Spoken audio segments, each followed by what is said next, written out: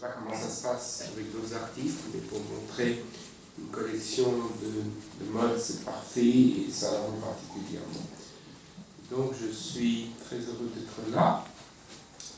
Je veux dire, et ça s'arrêtera là, parce qu'après je pense que je suis plutôt là pour répondre à vos questions, je veux dire que la collection qui vous est montrée aujourd'hui ne ressemble pas à celle qu'on montre habituellement, ni à New York, ni à Paris, ni dans les autres villes. Grâce à Florence Muller, à ma gauche,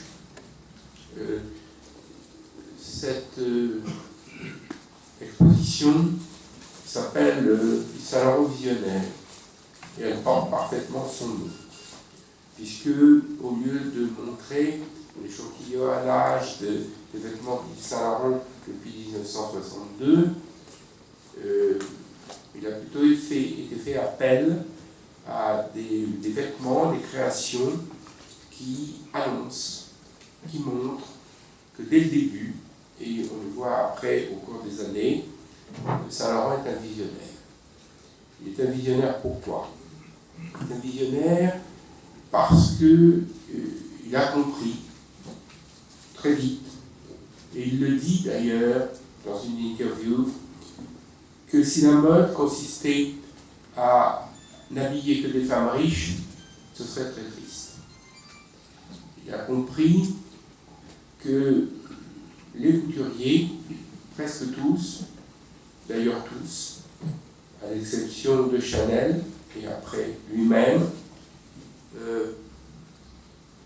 avaient beaucoup de talent, certes, et même de grands talents.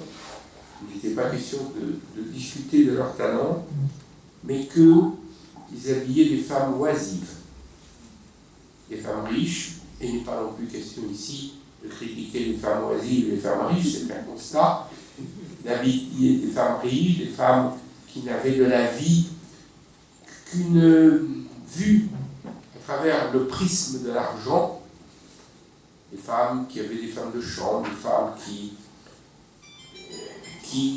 n'avaient pas beaucoup de soucis dans la vie, alors que pour lui, la mode, c'était être en prise directe avec son temps, et particulièrement avec les femmes actives. Pour Saint Laurent, la mode a consisté à habiller les femmes de son époque, c'est-à-dire les femmes qui travaillent, des femmes actives, des femmes qui conduisent leur voiture, qui montent dans des avions, qui montent dans des trains, qui vont dans le bureau. Et c'est cette femme-là que Saint Laurent a voulu habiller.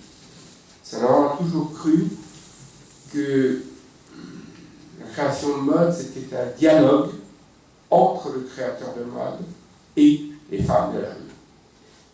Il s'est toujours opposé aux créations de mode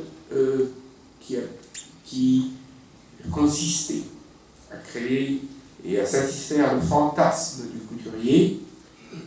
Il s'est toujours opposé à la mode qui faisait appel au passé et à celle qui faisait appel au futur. Il a toujours cru que la mode était une charnière fragile qui se conjuguait au présent et jamais autrement.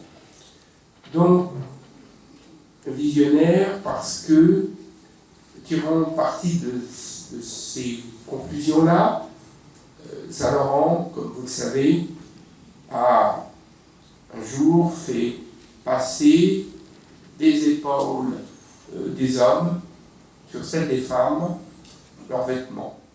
Les hommes